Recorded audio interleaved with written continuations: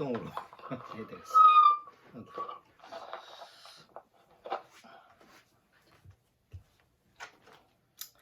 자, 이사야서 오늘 43장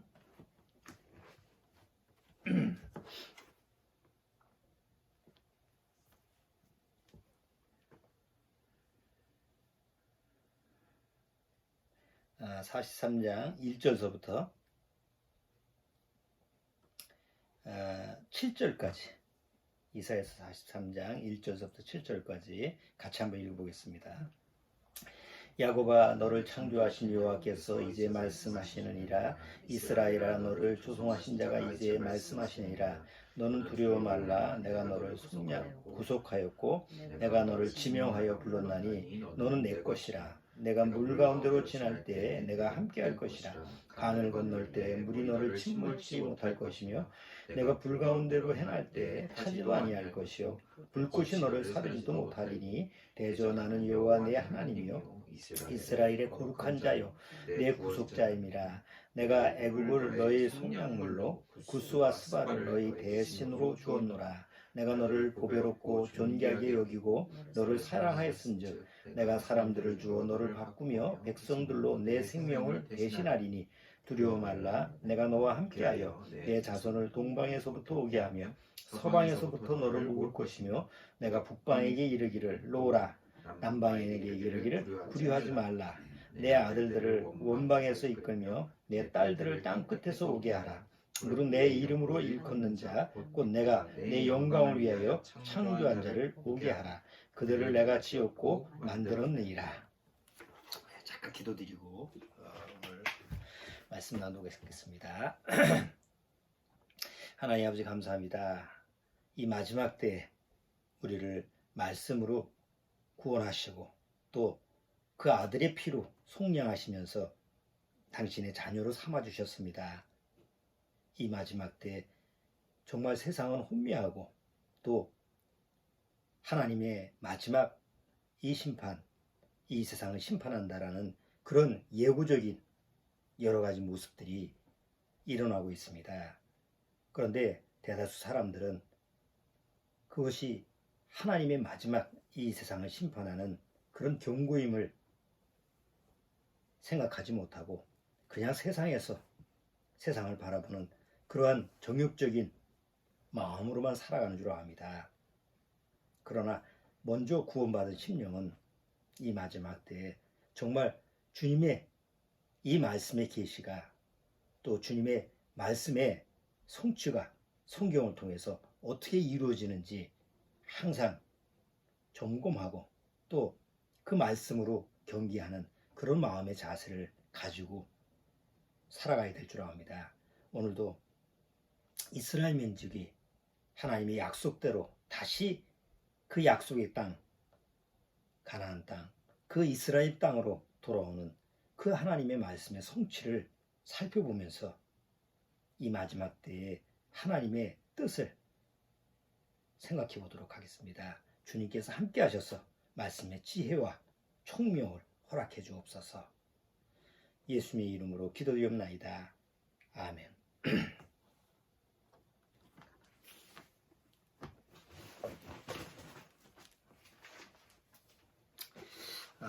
오늘은 그 이스라엘 민족이 지금 이스라엘 민족 그 자체 내에서 큰 그 하나의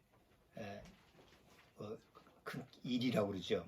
한 비전이라고 그러고 이스라엘 민족이 추구하고 있는 가장 그 공통적인 목표가 뭐냐면 알리야라고 하는 거예요. 그 알리야가 뭐냐면 알리야라는 뜻은 위로 올라가다라는 그 히브리어 뜻인데 결국 하나님이 약속의 땅으로 다 모이는 그런 것을 알리야라고 하는데 그 알리야가 이스라엘 민족이 각 전 세계에 흩어졌잖아요. 오랫동안 디아스포라로 해서 흩어졌는데 이스라엘이 독립하고 나서 1948년 독립을 하고 나서 그 다음에 이제 하나씩 돌아오기 시작하죠.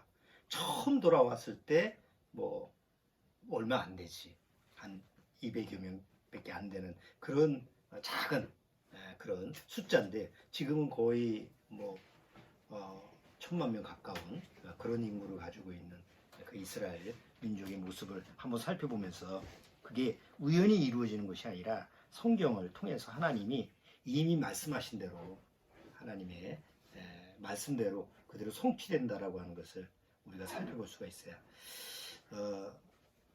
뭐 세상 사람들은 그렇게 생각을 안 하지만 우리가 전에 역사라고 하는 것은 하나님의 그 스토리라는 거, 하나님이 이끌어 가시는 이야기다. 이게 이제 역사다. 뭐 히스토리가 됐다라고 하는 그런 그 억지적인 해석이 아니고 그냥 히스토리라는 것은 하나님이 이끌어 가시는 그 이야기가 역사 이야기라는 거예요. 그래서 만약에 하나님이라고 하는 그 존재, 하나님이라고 하는 분을 빼버리면 그 역사는 사실 아무것도 아니에요. 뭐 우리나라 역사, 뭐 고조선부터 삼국시대 뭐쭉 지금 조선시대 지금까지 역사를 보면 굉장히 역사적인 유물도 많고 또 반만년 역사라고 해서 우리가 자랑을 하잖아요. 그렇지만 하나님이 빠진 상태에서 그 역사에서 내세울 게 뭐 있어? 뭐 돌탑? 뭐 유명한 절? 그건 뭐예요?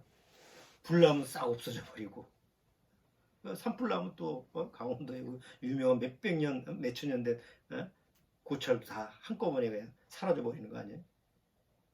그러니까 보이는 우리가 보이는 어떤 역사적인 이런 부분에 대해서는 아무리 그것이 중요하고 아무리 그것이 대단하다 할지라도 하나님이 빠지면 사실은 아무것도 아니고 의미가 없는 거예요. 이스라엘도 만약에 하나님이 빠졌다고 한다면 그건 뭐 아무것도 소용이 없는 건데 항상 성경을 통해서 보면 이스라엘 민족하고 하나님하고는 연관성이 아주 밀접한 연관성이 있죠. 그들이 순종하든 불순종하든 간에. 그래서 다른 민족하고 다른 점이 그거예요. 예를 들어서 이제 그 세상 역사에서 가장 큰 전쟁의 역사를 얘기하면 1차 세계대전하고 2차 세계대전이죠. 보통 세상 역사에서는 1차 세계대전 뭐 독일 히틀러가 일으켜가지고 거기서부터 일어나는 세계전쟁이다. 그다음 뭐 2차 세계대전 또 일본하고 미국하고 마지막에는 그런 패권전쟁이다. 이런 식으로만 이제 세상의 역사에서 우리가 배우고 다루고 있는데 사실 1차 세계대전이 이스라엘하고 연관이 되어 있고 2차 세계대전도 이스라엘하고 연관되어 있어요. 그러니까 어떻게 보면 그 큰 전쟁은 이스라엘을 위해서 배경으로 일어났던 전쟁이라고 할 만큼 이스라엘한테는 굉장히 큰 중요한 역사적인 사건이죠. 왜냐하면 1차 세계대전을 통해서 유대인들이 전 세계에 흩어져 있었잖아요. 그 당시에 2차 세계대전 전에. 근데 1차 세계대전 전에 유대인들의 상태가 어디냐면 러시아, 뭐 중국도 그렇고 그 다음에 아랍권 전 세계에 다 흩어져서 유대인들이 자기 나라가 없으니까 그 생활 방식이 아주 살아남기 위해서 끈질기게 이제 생명력이 뭐라 그럴까 다른 나라 사람들보다 강하죠. 생활력이 강하고 생존력도 강하고 그러다 보니까 상당한 위치에 올라가 있는 거예요. 옛날 러시아라고 하는 소련이라고 하는 뭐 정치, 경제, 사회 주도권을 가지고 있는 사람들이 다 유대인이었고 또 유럽 뭐 독일을 비롯해서 유럽 전반적인 나라에서 가장 잘 살고 그 다음에 뭐 좀 권력도 가지고 있고 좀 이렇게 세상에서 뭐 좀 권위를 좀 하는 그런 사람들의 부류가 다 유대인이에요. 예를 들어서 뭐 노벨상을 받은 사람들 주로 유대인 출신들이 많잖아요. 뭐 우리가 잘 아는 뭐 로스차일드, 그 금융, 그 다음에 아니 뭐 철강, 뭐 산업 이런 거에 전반적인 주도권을 가지고 있는 게 다 유대인이었거든. 근데 1차 세계대전이 벌어지면서 히틀러가 누구를 다 말살을 해요. 유대인들을 다 말살하지. 독일서부터 시작해가지고 유럽 전역에. 그러니까 유대인을 말살하면서 유대인이 1차 세계대전을 통해서 무엇을 깨닫게 되냐면, 아, 이거는 우리가 살 곳이 없구나. 그 당시에 뭐 미국이나 캐나다나 뭐 이런 진영에 있는 사람들은 영향을 많이 안 받았지만, 유럽 지역에 있는 사람들, 그 유대인들은 뭐 거의 죽음을 당했으니까, 유럽에 남아있는 유대인 중에서 거의 80%가 죽음을 당했으니까, 그 당시에 유럽에 사는 사람들, 유대인들 입장에서는 아, 이거 여기서는 못 살겠구나. 그래서 무슨 생각을 하냐면, 시온주의 운동이 벌어진 거예요. 시온주의 운동이 뭐예요? 예루살렘으로 돌아가자. 우리 약속된, 하나님이 약속한 땅으로 돌아가자. 이게 이제 1차 세계대전이 일어나면서 서서히 사람들 마음속에서, 유대인들 마음속에서 강하게 일어나게 된 거예요. 그게 이제 역사적인 배경으로 쭉 나오죠. 그래서 그때서부터 이주를 하기 시작해. 그때 예루살렘을 중심으로 해서 팔레스타인, 지금 이스라엘 땅에는 주로 누가 살았느냐? 지금 팔레스타인 사람들이 산 게 아니에요. 피에로 일하는 지금 팔레스타인 사람이 산 게 아니고 다 유목민들. 나라도 없었고, 그 뭐 아랍계 사람들 중에서 그 뭐 유목민들, 그 양을 치거나 목동이나 이런 사람들이 그 왔다리 갔다리 하는 그 장소야.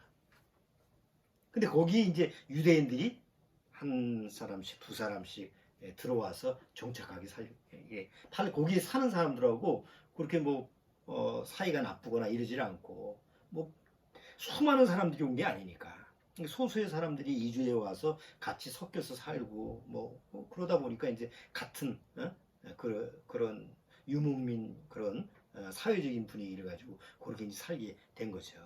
근데 점점 이제 숫자가 늘어나기 시작하는 거야. 자, 그러다가 2차 세계대전이 벌어지고, 2차 세계대전이 벌어지면서 무슨 문제가 생기냐면, 그 당시에 영국, 프랑스, 또 미국, 그다음에 일본 같은 경우에 다 다른 나라를 침략을 해가지고, 뭐 아프리카라든가 또 주변 아시아라든가, 우리나라는 일본의 속국이 됐고, 그래가지고 속국으로 만든 여러 나라들이 있었잖아. 근데 2차 세계대전이 벌어지면서 이게 이제 독립이 되기 시작한 거예요. 그래서 아프리카의 대다수 나라들이 다 독립을 하게 되고, 또 그 와중에 우리나라도 일본인 패망을 하면서 우리도 이제 독립을 하게 된 거예요. 그런데 그거는 이제 역사 속에서 다 이루어지는 건데, 이스라엘도 그 2차 세계대전 그 벌어지면서 결국은 독립을 할 수 있는 기회가 생긴 거예요. 원래 그 이스라엘 땅이 누구의 영역이었어요? 터키 영역이었거든. 터키가 장악을 하고 있었어. 근데 터키가 장악하고 있었는데, 그 다음에 영국이 장악을 하지. 터키하고 영국하고 전쟁을 해서 영국이 그 이스라엘 팔레스타인 땅을 이제 얻었어요.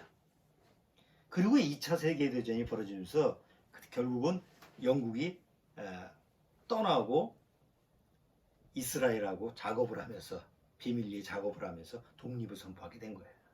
그러니까 이스라엘 역사를 보면 1차 세계대전은 하나님의 약속대로 이스라엘 민족이 다시 자기 나라 땅으로 돌아오게 할 수 있는 그런 바탕, 마음의 상태를 일으켜주는 그런 역사적인 배경이 된 거고, 그 모인 사람들이 2차 세계대전을 통해서 이제는 독립을 선포하게 하는, 우리도 나라를 가져야 되겠다. 우리도 우리 나라를 되찾아야 되겠다. 하나님의 약속대로. 그래서 2차 세계대전 그 과정 중에서 유대인들이 뭐 미국 유대인들, 캐나다라든가 이렇게 잘 사는 사람들이 계속 지원을 해서 나라를 독립할 수 있는, 이스라엘 나라를 회복할 수 있는 이런 계기를 만든 거지. 그리고 2차 세계대전이 벌어지면서 결국 영국한테 그 팔레스타인을 얻어서 독립을 선포하게 되는 거예요. 그리고 이스라엘은 독립을 선포하면서 전쟁이 시작되는 것이, 뭐 1차, 2차, 3차, 4차 중동 전쟁까지. 자, 그런데 오늘 이제 그럼 이스라엘이 그렇게 자기 나라 땅으로 2000년 동안 나라가 없이 방황하다가 이제 자기 나라로 돌아오면서 이스라엘이 독립하게 되는 것이 우연의 일치인가? 우리나라가 일제 30년 동안 그 이제 통제하에 있었고 지배하에 있었잖아. 그 일본의 식민지 생활을 하다가 2차 세계대전이 끝나면서 독립을 하게 돼요. 그러면 그거는 어디에 기록이 돼 있어? 우리나라가 독립을 하는 그런 역사가 앞으로 이렇게 될 거라는 게 어디에 기록이 돼 있나요? 어디 기록된 게 없어. 그냥 역사 속에서 일본이 망하다 보니까 우리가 독립을 하게 된 거지. 근데 이스라엘은 그게 아니에요. 이스라엘은 이미 성경을 통해서 하나님이 다시 너희를 약속된 땅으로 돌아오게 해서 다시 나라를 세우고 다시 너희들한테 약속대로 너희한테 땅을 주겠다라는 약속의 근거에서 이스라엘이 돌아오게 된 거야. 자, 그 근거가 이제 지금 오늘 성경에서 나와 있던 건데 2002년에 그 통계를 보니까 2002년도 지금서부터 이제 18년 전인데 2002년도에 124개국에서 유대인들이 지금 전 세계 나라에 흩어져서 사는 그 숫자를 보니까 1463만 6,585명이라고 2002년에 통계에 나와 있더라고요. 1,400만 명이 유대인들이 전 세계에 흩어져 있었어요. 그 중에 이제 한 500만 명이 미국에 살고 있고, 미국에 있는 유대인들이 한 500만 명 되고, 그 다음에 이제 캐나다에 있는 그 유대인들이 한 400만 명 되고, 거기에 이제 한 1000만 명 가까이 되는 거지. 자, 그리고 이제 나머지는 뭐 소수, 이제 각 전 지역에 아랍권에도 있고 아시아권에도 있고 전 세계에 이게 소수가 이렇게 다 흩어져 있더라고. 자, 그러면서 이제 한 1,400만 명이 있었는데 이스라엘이 독립을 하면서 무슨 운동이 이제 벌어졌냐면 알리아라고 해가지고 다시 유대인들이 자기 땅으로 돌아오게 하는 그런 운동을 이제 이스라엘 나라 자체에서 벌이는 거예요. 그래서 모든 제공을 다른 나라에서 이제 돌아오면 자기 나라로 돌아오면 일단 6개월 동안 우리나라에 뭐 북한 사람이 넘어오면 합숙을 시켜가지고 훈련을 시키는 것처럼 그렇게 합숙소를 만들어서 6개월 동안 히브리어 각 나라에서 자기 나라 말을 잊어버렸으니까 그러니까 히브리어를 집중적으로 교육시키고 그리고 그 다음에는 정착촌에 이스라엘이 지금 정착촌이 있잖아요. 그 정착촌을 그 집을 줘서 거기서 각 가족 단위로 생활을 하고 직장도 알선해주고 이제 제도가 이스라엘한테는 잘 돼 있지. 워낙 이제 그 지금 이민 오는 사람들이 계속 매일마다 일어나니까 지금 2020년에 올해 이제 코로나가 이제 시작됐는데 2020년 1월서부터 3월까지 이스라엘에 이렇게 알리아에서 돌아온 사람들이 40여 개국에서 3만 5천 명이 3달 만에 이게 돌아온 통계예요. 그러니까 거의 한 달에 10,000꼴이지. 한 달에 10,000꼴이라고 한다면 하루치로 얘기하면 거의 한 뭐 100명 이상씩 이렇게 매일 이렇게 오게 되는 거예요. 매일매일 와요. 그 알리아라고 하는 운동을 보면 이스라엘 민족이 공항에서 매일 각 나라에서 오는 이민자들을 그러니까 다 돌아오는 사람들을 받아들이고 그리고 거기 이제 단체들이 와서 목걸이 꽃으로 만든 목걸이도 만들어주고 환영하는 그런 퍼레이드가 매일 이루어지거든. 자, 이게 계속 매일마다 이루어진다고 한다면 이스라엘 민족이 과연 그게 우연히 일칠까? 우리나라에서 뭐 전 세계에 흩어져 있는 우리나라 사람들도 많이 흩어져 살잖아. 그럼 보통 우리나라는 어느 나라 가서 살면 거기서 터를 잡고 그냥 사는 거지. 특별한 일이 아닌 이상 돌아올 생각을 안 하잖아. 근데 왜 이스라엘 민족은 돌아올까? 그렇다고 해서 그 환경 조건이 나쁜 건 아닌데 결국 자기 하나님이 이스라엘 민족으로 하여금 돌아온다는 약속의 근거에서 이제 돌아오는 것을 그들의 마음을 돌이켜서 돌아오게 하는 거예요. 원래 러시아에 유대인들이 미국도 많고 뭐 캐나다도 많고 그러는데 그 숫자가 많은 게 러시아에 많았다고 그래요. 네, 러시아가 많았었는데 옛날 구소련, 소비에트 연방 그 공화국이 있을 때는 공산주의 체제지만 그 안에서 정치, 권력, 경제 이런 걸 다 가지고 있는 사람들이 유대인들이었어요. 그때까지는 먹고 살만하니까 굳이 러시아라고 해도 소련이라고 해도 유대인들이라고 해서 나올 이유가 없는 거예요. 자기가 뭐 터전이 있고 자기가 살 수 있는 그런 여건이 좋은데 굳이 뭐 나오겠어. 그런데 1980년도 이후에 소련이 서서히 붕괴가 되고 주변에 뭐 우크라이나나 뭐 주변 나라 소련 연방이 해체가 됐죠. 그리고 소련이라는 나라가 점점 약화되고 경제권도 무너지고 뭐 이런 부분이 되면서 그때 유대인들 그러니까 그 당시 고위층 뭐 이런 사람들이 타격을 많이 받으니까 안 되겠다. 우린 여기서 살다가는 잘못했다가 나중에는 이게 좀 죽음을 당할 수도 있겠다라는 위협을 느껴가지고 1980년도 이후에 거의 한 160만 명 러시아에 있는 160만 명이라는 유대인들이 계속 알리아 해가지고 이스라엘로 돌아왔다고 그래요. 지금도 그렇고 지금은 이제 소련이 다시 조금 회복이 돼서 정상으로 돌아와서 숫자가 이제 좀 줄어들긴 했지만 어쨌든 계속 오고 그러는데 가장 유대인들 숫자 중에서 돌아오지 않는 나라가 누구냐면 미국하고 캐나다예요. 왜? 굳이 오지 않아도 뭐 자유민주주의고 잘 사는 나라고. 그러니까 유대인들이 가장 활동력이 강하고 자기 입지를 강하게 세울 수 있는 나라가 미국 아니에요? 지금도. 근데 굳이 거기를 떠날 필요는 없는 거예요. 무슨 제재를 안 받는데. 그래서 지금 뭐 오늘 이사에서 43장을 보면 여기 5절에 보면 두려워 말라 내가 너와 함께하여 내 자손들을 동방에서부터 오게 하며 서방에서부터 너를 모을 것이며 내가 북방에 이르기를 놓으라 남방에서 이르기를 구려하지 말라 내 아들들을 원방에서 이끌며 내 딸들을 땅끝에서 오게 하라. 그래서 오게 하라고 그러잖아요. 근데 어디서부터 오게 하냐면 못 사는 나라서부터 사실 오게 된 거예요. 왜냐하면 뭐 워낙 환경 조건이 안 좋으니까. 그래서 이제 제일 첫 번째 오기 시작한 건 1차 세계대전 유럽에서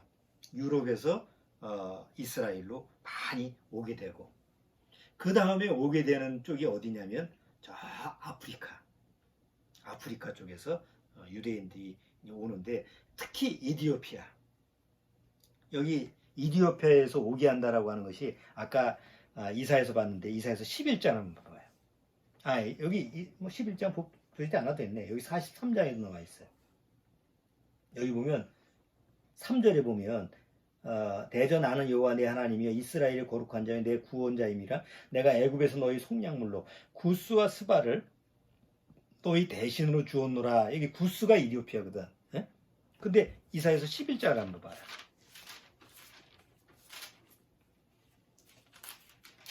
이사에서 11장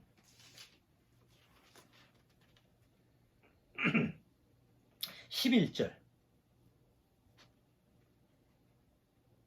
그날에 주께서 다시 손을 펴사 그 남은 백성을 아수르와 애굽과 바들로스와 구스와 엘람과 시날과 하맛과 바다 섬들에게서 돌아오게 하실 것이라 이렇게 돌아오게 한다고 그러잖아요. 거기 이제 여기 보면 이제 주로 아프리카 쪽 이쪽 쪽인데 이스라엘로 보면 서쪽인가 동쪽인가 그러니까 아프리카 쪽에서 오는데 그 옛날에 이디오피아에 주로 유대인들이 많았는데 유대인들이 많이 왔는데 이디오피아가 공산주의가 됐잖아. 오늘날 공산주의가 딱 돼버리니까 공산주의가 되면 나올 수가 없잖아요. 이디오피아에 남은 이제 개 중에 먼저 온 사람들은 됐는데 남은 사람들이 있었어요. 그 남은 사람들이 단지파 사람들이라고 해요. 그래서 단지파 사람들이 한 2천여 명 정도 그렇게 남아 있었는데 이스라엘이 그 남아있는 사람들을 그들은 스스로 올 수가 없으니까 그래서 그들을 빼오는 작전을 한 것이 있어요. 1980 몇 년도인가 그때 두 차례에 걸쳐서 그것도 한 번도 아니고 두 차례에 걸쳐서 이스라엘의 공군기가 몰래 가가지고 밤에 가가지고 거기에 있는 이디오피아의 그 유대인만 태워가지고 그대로 돌아오는 그래서 이디오피아의 남은 유대인들을 한 사람도 빠짐없이 다 돌아오게 해요. 그래서 그 유명한 그 작전 영화에도 한번 만들어진 것 같아요. 그래서 아프리카에 있는 유대인들을 이제 이스라엘이 공수를 해오기도 하고.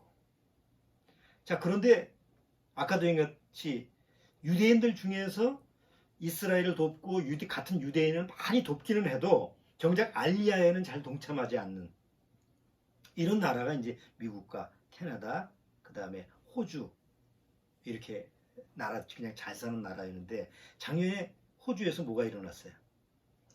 대부분 산불이 일어나잖아. 환경 쪽에 안 좋다 보니까 이제 호주에 있는 유대인들이 대거 또 이스라엘로 돌아오게 되는 계기가 되고.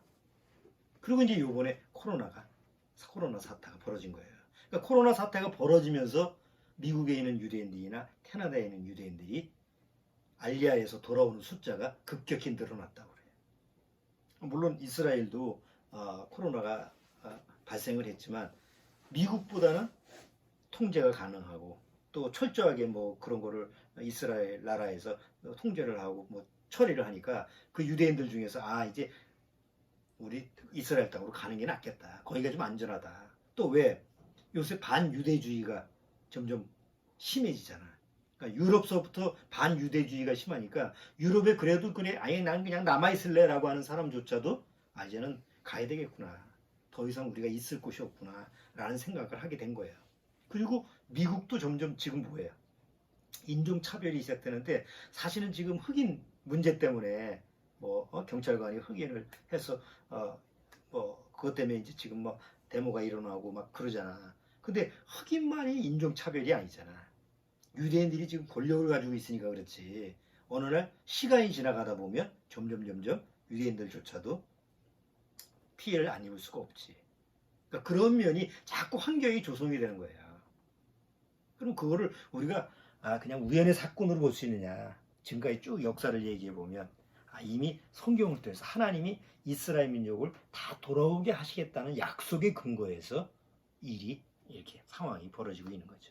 뭐 모든 것을 우리가 알 수는 없어. 그러나 이루어지는 상황을 이렇게 보면서 어떤 역사든지 하나님의 역사가 그 안에 들어가 있다고 한다면 하나님이 이끌어가는 이야기가 되는 거예요. 이스라엘 민족의 알리야라고 하는 것은 하여튼 성경을 통해서 오래전서부터 이미 하나님이 약속을 한 거예요. 한번 그걸 찾아보도록 할게요. 신명기 28장.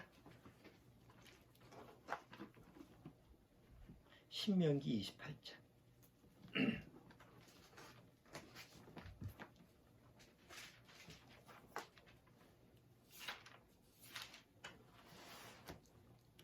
28장, 신명기 28장 25절.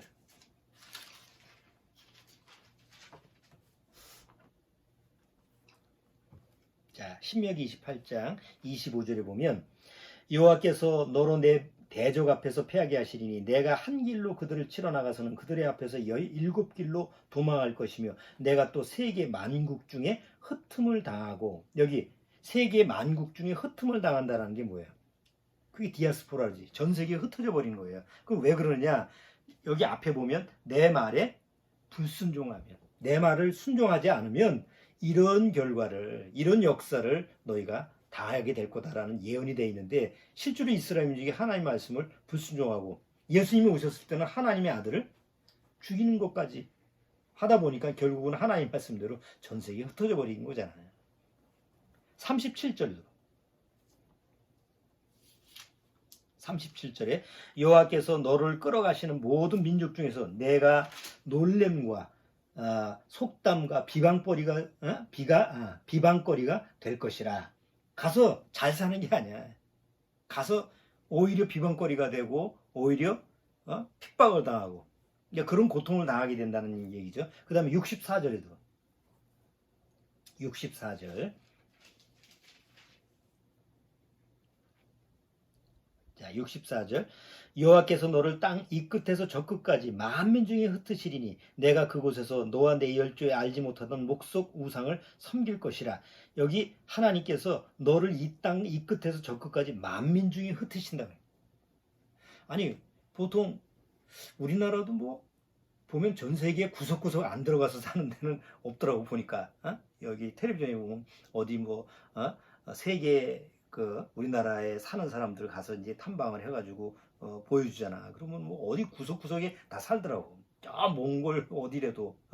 근데 아까도 얘기했지만 2002년 그 유대인들이 전 세계에 사는데 1,400만 명 넘는 그 사람들이 124개국에서 이렇게 지금 살고 있는데 그 나라를 보면 잘 사는 나라만 있는 게 아니야. 이라크, 지금 이스라엘하고 지금 전쟁 중인 이란에도 좀 살고 있고, 이라크에도 살고 있고, 아프리카 저 수단, 뭐 어디 저 예멘, 뭐 아니 구석구석 안 사는 데가 없더라고. 그러니까 이게 한꺼번에 이루어진 것이 아니라 이스라엘이 전 세계에 흩어지면서 여기 만 끝까지 이 세계 어디 구석구석 끝까지 내가 다 흩어버리겠다라고 하는 말씀대로 그렇게 흩어져 사는 거지. 자, 그 다음에 조금 더 읽어볼게요. 그 열조 중에서 내가 평안함을 얻지 못하며 내 발바닥을 쉴 곳도 얻지 못하고 오직 여호와께서 거기서 너희 마음으로 떨고 눈으로 쇠하고 정신으로 뭐지? 산란케 하시리니 내 생명이 의심나는 곳에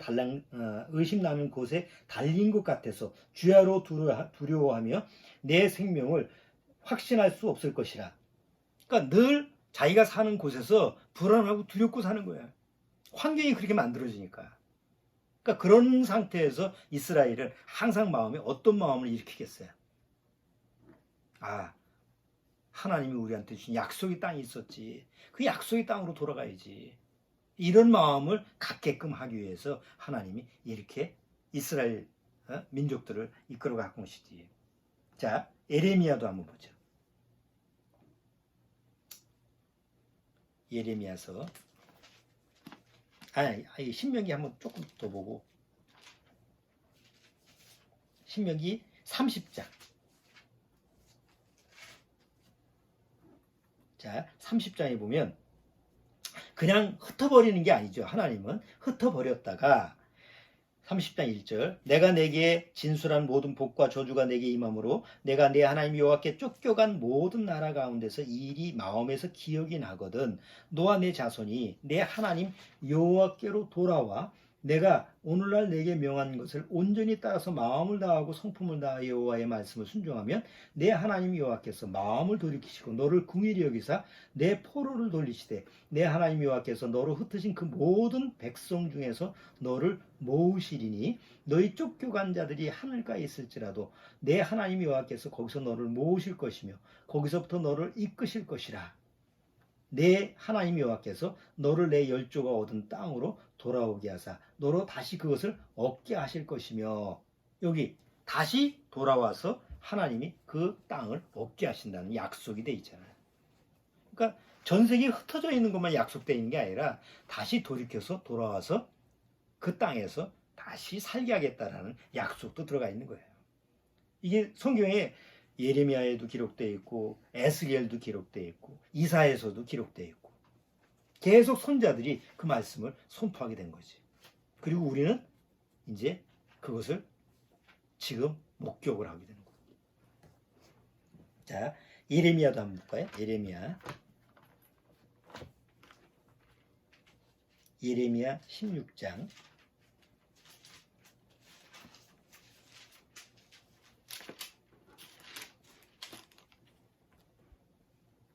예레미야 16장 13절 12절서부터 읽어볼게요. 너희가 너희 열조보다 더욱 악을 행하였도다. 보라 너희가 각기 악한 마음에 강팍함을 따라 행하고 나를 청종치 아니하였으므로 내가 너희를 이 땅에서 쫓아내어 너희와 너희 열조에 알지 못하던 땅에 이르게 할 것이라. 너희가 거기서 주야로 다른 신들을 섬기리니 이는 내가 너희에게 은혜를 베풀지 아니함이라 하셨다라. 이스라엘이 흩어진 이유에 대해서 나오고 있죠. 그 다음에 에스겔서 36장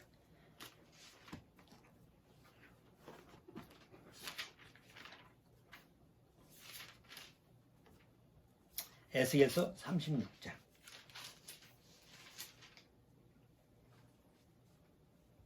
자, 에스겔서 36장 13절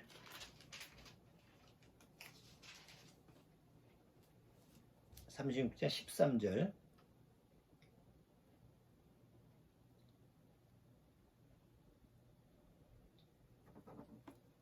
13절부터 내가 읽어볼게요.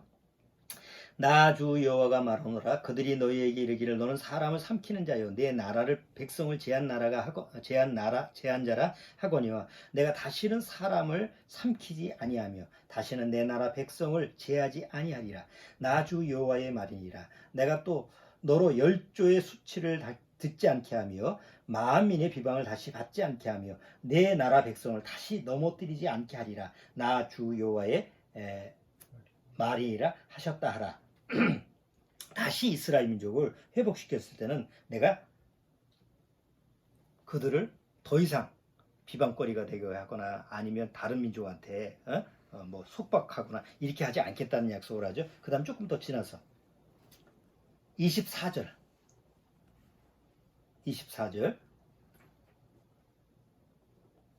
내가 너희를 열국 중에서 취하여 내고 열방 중에서 모아 데리고 고토에 들어가서 맑은 물로 너희에게 뿌려서 너희를 정결케 하되 곧 너희 모든 더러운 곳에서와 모든 우상을 섬김에서 너희를 정결케 할 것이며 또 새 영을 너희 속에 두고 새 마음을 너희에게 주되 너희 육신에서 굳은 마음을 제하고 부드러운 마음을 줄 것이며 또 내 신을 너희 속에 두어 너희로 내 율례를 행하게 하리니 너희가 내 규례를 지켜 행할지라. 이게 왜 이스라엘 민족을 다시 이렇게 모아 다시 약속의 땅으로 돌아오게 하겠다는 거예요. 지금 내가 새 마음을 주고 새 영을 주기 위해서 그렇게 모으겠다 이거예요. 조금 더 33절에도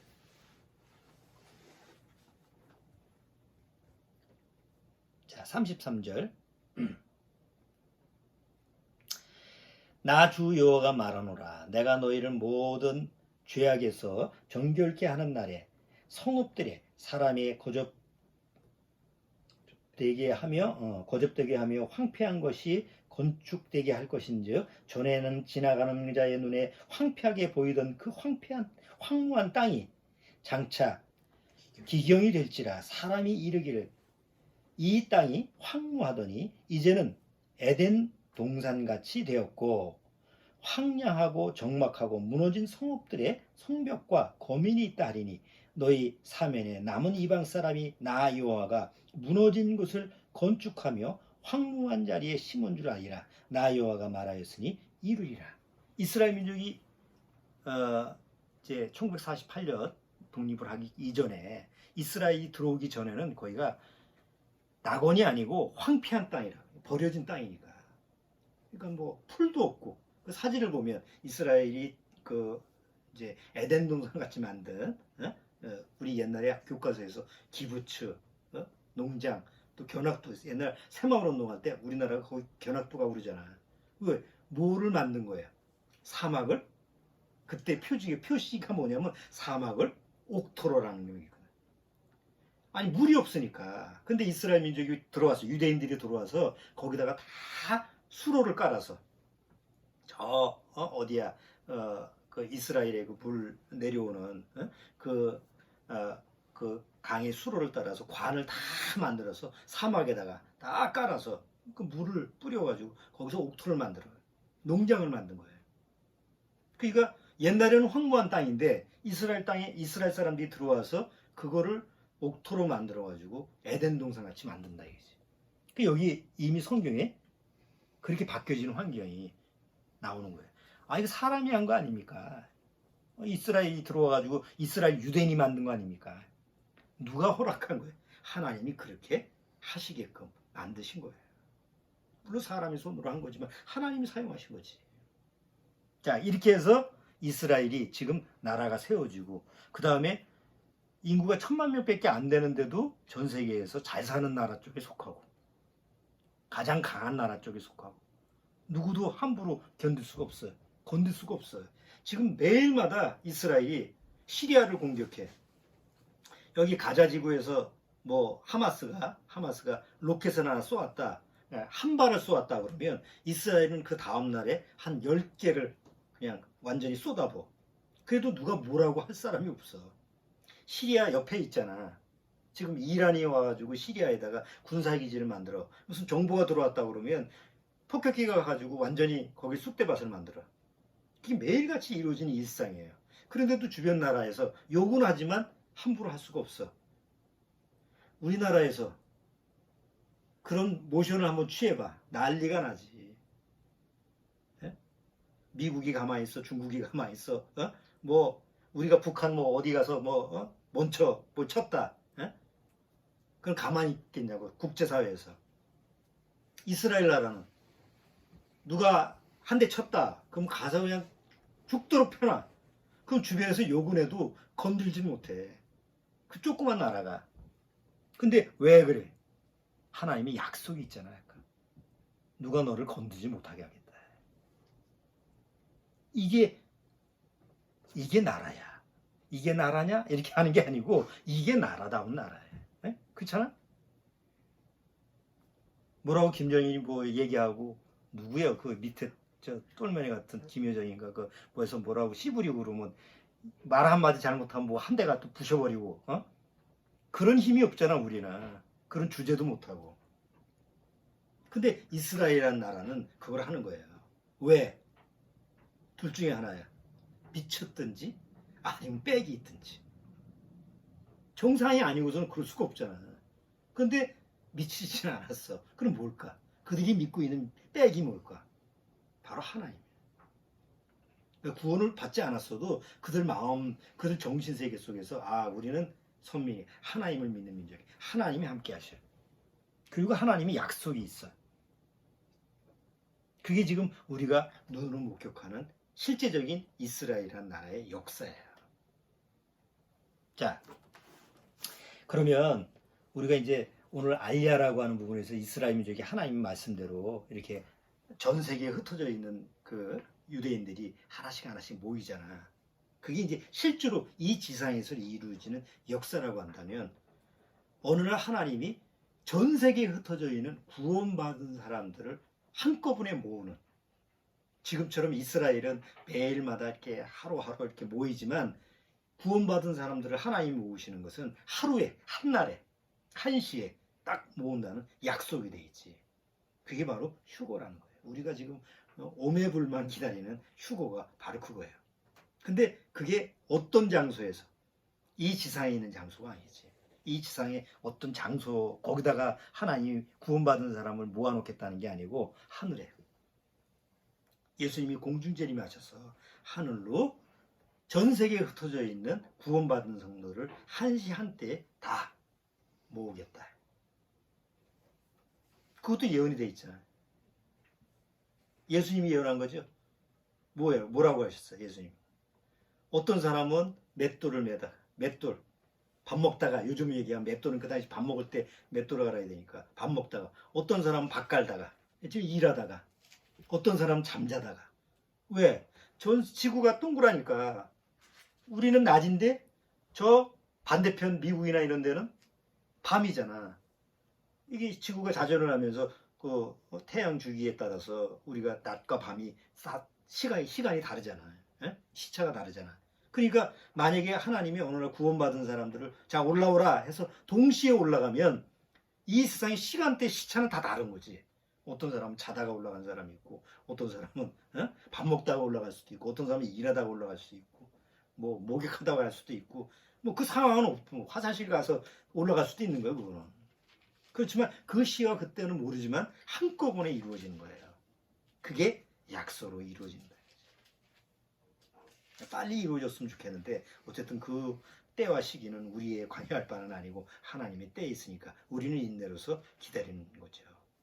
중요한 건 뭐냐면 이스라엘 민족이 전 세계에 2000년 동안 흩어져 있다가 이렇게 나라를 회복하고 독립을 선포하고 다시 돌아오게 되는 게 뭐에 근거한 거야? 우연일치가 아니고 바로 하나님의 성경에, 하나님의 약속의 말씀에 근거해서 이루어진다고 한다면 우리도 구원받은 우리 성도들이 전 세계 어디에 흩어져 있어도 내가 주님이 어느 날 부르시는 그 날에 거기에 참여하려면 나도 뭐가 있어야 돼요?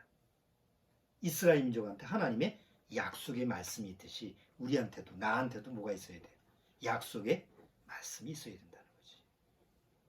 그러니까 항상 뭘 기억하고 있어야 돼요? 난 하나님이 나한테 주신 약속의 말씀이 있는가?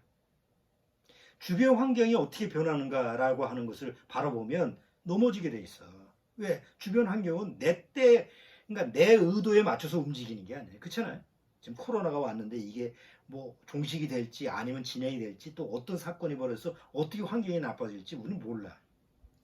뭐 지금 중국서부터 이제 자연 재난 때문에 또 라니냐 때문에 폭염이 이루어지고 환경이 일으켜진다고 하는데 우리가 성경을 통해서 보면 이런 일은 점점 가중돼. 작년에 재작년보단 작년이 좀 더 심했잖아, 기후가. 그러면 올해는 더 나아지느냐? 아니야. 작년보다 더 심해지고. 그럼 내년은 어떻게 될까? 더 심해지지. 그러니까 자연 환경은 이미 하나님의 말씀대로 점점 망해가는 쪽으로 가고 있으니까 환경 자체가 좋아질 수는 없어. 그러니까 그만큼 고통스럽고 힘든 건 사실이지. 그런데 이스라엘 민족이 그 환경을 통해서도 하나님의 약속이 있었기 때문에 보존되었듯이 구원받은 우리도 뭐가 있는 거예요? 어떤 환경이 주어져도 그 환경이 점점 더 극심한 환경으로 간다 할지라도 우리한테는 하나님의 약속이 말씀이 있기 때문에 우리가 견뎌낼 수가 있는 거야. 우리가 예수님이 제자들한테 뭐라고 그랬어요? 내가 절대로 버리지 않겠다. 하나님이 약속을 하시냐? 내가 택한 자를 내가 버리지 않겠다라는 약속을 우리 요한복음을 통해서 또 확인할 수가 있어요. 그것만 보고 우리가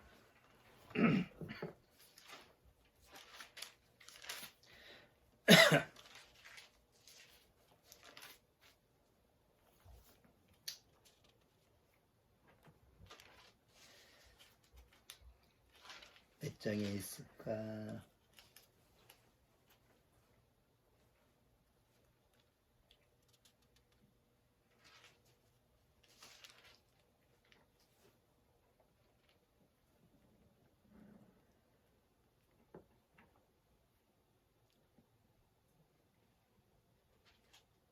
(17장) 하나 보자.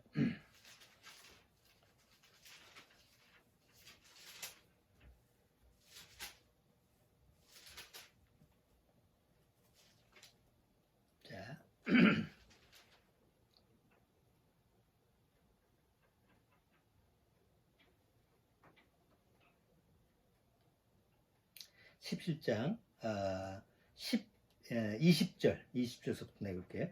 내가 비옵는 것은 이 사람들만 위함이 아니요 또 저희 말을 인하여 나를 믿는 사람들도 위함이니 아버지께서 내 안에 내가 아버지 안에 있는 것 같이 저희도 다 하나가 되어 우리 안에 있게 하사 세상으로 아버지께서 나를 보내신 것을 믿게 하옵소서. 내가 주신 영광을 내가 저희에게 주었사오니 이는 우리가 하나가 된 것 같이 저희도 하나가 되게 하려 함이니이다.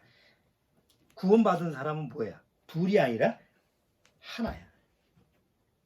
어디 안에서 하나일까? 하나님 안에서 하나야. 그러니까 하나님 안에서 하나면, 그러니까 하나라고 하는 게 뭐야? 하나라고 하는 것은 하나의 공동체잖아. 그럼 거기에 속해 있다고 한다면 하나님이 그 중에 하나를 빼뜨릴까? 잊어버릴까? 우리가 전쟁통에 옛날 잃어버려서 부모가 자기 자식들을 잃어버린 경우 많잖아. 그러니까 하나님도 우리를 그렇게 잃어버릴 수 있을까? 없어, 절대로. 하나님은 절대적으로 나를 보호하고 나를 책임지고 나를 버리지 않는다고 약속을 하셨어요. 한 군데 더 버리지 않는다라는 예를 한번 찾아봅시다. 금방 내가 찾지 못하겠네.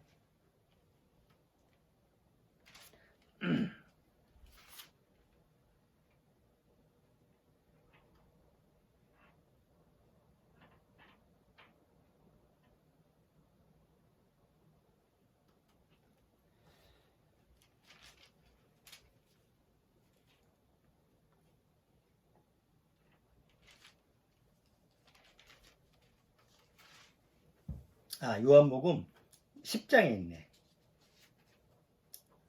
버리지 않는다라는 게 아니고 아버지 손에서 빼앗을 수 없다라는. 자, 요한복음 10장 28절. 10장 28절 같이 읽어보죠. 28절만. 내가 저희에게 영생을 주노니 영원히 멸망치 아니할 터이요 또 저희를 내 안에서 내 손에서 빼앗을 자가 없느니라. 그러니까 아버지 손에 있으면 아버지 손에서 누구도 빼앗지 못해. 사단 마귀도 빼앗지 못해. 단 내가 정말 아버지 안에 있으면, 그러니까 구원받았다면, 정말 구원받고 거듭났다면, 내 안에 아버지의 약속, 하나님이 나한테 준 약속이 있다면 하나님의 책임을, 하나님이 책임지는 사람이 되는 거지. 우리가 언제, 지금 주변 상황에서 언제 오실지, 예수님이 오실지, 언제 오실지 우리는 알 수가 없어요. 그러나 분명히 우리가 붙들고 있어야 되고, 내 마음속에서 항상 보존하고 기억하고 있어야 될 것은, 하나님이 이스라엘 민족한테 약속한 것처럼, 살아있는 약속을 하셔서 그걸 지키신 것처럼 우리 안에도 아버지가 하신, 하나님 아버지가 나한테 주신 약속의 말씀이 살아있는 거야. 교리적으로 내가 외우고 있는 게 아니라 정말 내 심령 안에 살아있는가라는 것이 분명히 내 안에서 적용이 되고 있어야 돼요. 자, 오늘은 이스라엘 민족이 지금 알리야하는 이스라엘 민족이 돌아오는 그런 하나님의 약속의 말씀, 그 성취를 가지고 한번 같이 생각해 봤어요. 어쨌든 지금 이제 뉴스를 보시면 이스라엘 민족 이제 알리야가 이제 계속 이루어지는 과정이 왜 필요하냐? 지금 이스라엘이 지난번에도 잠깐 제가 얘기를 했는데, 그 사마리아 지역, 서안 지구라고 그러죠. 서안 지구. 사마리아 지역을 이제 팔레스타인 사람 주로 사는 그 지역을 합병을 하려고 그래요. 왜 합병하냐면 거기에 정착촌이 있는데 지금 계속 유대인들이 돌아오고 있기 때문에 정착촌을 계속 만들어야 돼. 집이 계속 피자. 하루에 거의 100명, 지금 한두 달, 두세 달 만에 한 3만 명씩 이렇게 들어오면 그 사람들을 수용을 해야 되잖아. 그럼 수용할 장소를 마련해야 되잖아요. 땅이 한정이 돼 있으니까. 그래서 지금 가자지구는 지금 말고 지금 서안지구에 있는 그 지역 정착촌이 있으니까 그걸 넓혀서 결국 이스라엘 민족이 다 계속 들어오면 거기서 이제 살게끔 하는 그런 장소적인 것도 필요하고, 또 하나님의 약속이 그 땅을 하나님이 허락하셨으니까 자기 이스라엘 권한을 행사할 필요성이 있죠. 그래서 지금 7월 1일서부터 합병을 선언한다고 하는데 지금 그 여러 가지 불협화음이 많은 것 같아요. 근데 앞으로 계속 이게 문제가 되니까 뉴스에 계속 나올 것 같아요. 그래서 뉴스에 나오면 그걸 뉴스에서 보고 이스라엘에서 테러가 일어나고 팔레스타인하고 싸우고 난리를 치고 왜 저래 쟤네들은, 이렇게 보지 말고 하나님의 약속의 성취구나. 유대인들이 이제 하나님이 동서남북에서 불러들이는데 그들이 왔을 때 그들이 살 수 있는 환경 조건을 하나님이 만들어주시는 그런 과정 중에 하나구나. 그런 것을 연결을 시켜 봐야 돼요. 그냥 보지 말고. 그래서 오늘 그런 부분하고 지금 시사 문제가, 이스라엘의 어떤 정치적인 문제가 계속 뉴스에 나오니까 그거에 도움이 될까 해서 이스라엘 민족의 알리야 문제를 같이 한번 다뤄봤습니다. 꼭 뉴스 보실 때 그냥 허티 이렇게 보지 마시고 한번 주의 깊게 살펴보시면 성경을 통해서 어떤 그 연관성을 가지고 있는지 한번 연관을 한번 지어보실 수 있을 것 같아요. 자, 기도하고 마치겠습니다. 주님 감사합니다. 오늘 구약의 또 신약의 이스라엘의 역사를 통해서 하나님의 약속의 말씀이 성취된 것을 우리가 살펴보고 왔습니다. 또 그 이스라엘 민족의 살아있는 역사가 구원받은 이 거듭난 우리 심령의 살아있는 역사가 될 거라고 하는 사실도 같이 살펴보았습니다. 이 영상을 보고 있는 우리 가정교회 거듭난 우리 성도분들 어디에 있든지 각 자기가 있는 처소에서 항상 주님이 오실 날을 기다리고 주님이 나에게 약속하신 그 약속의 때를 항상 사모하고 기다리는 그런 심령의 자세로 살아가도록 주님께서 인도하옵소서. 병주에 있는 우리 성도도 있고, 또 학업을 위해서 지방에 가 있는, 또 군 복무를 위해서 가 있는 우리 가족들이 있습니다. 그들 심령이 어디에 있든지 간에 항상 하나님을 기억하고 하나님의 살아있는 그 역사를 사실로 여길 수 있는 그런 믿음을 주님께서 허락해 주옵소서. 예수님의 이름으로 기도드리옵나이다. 아멘.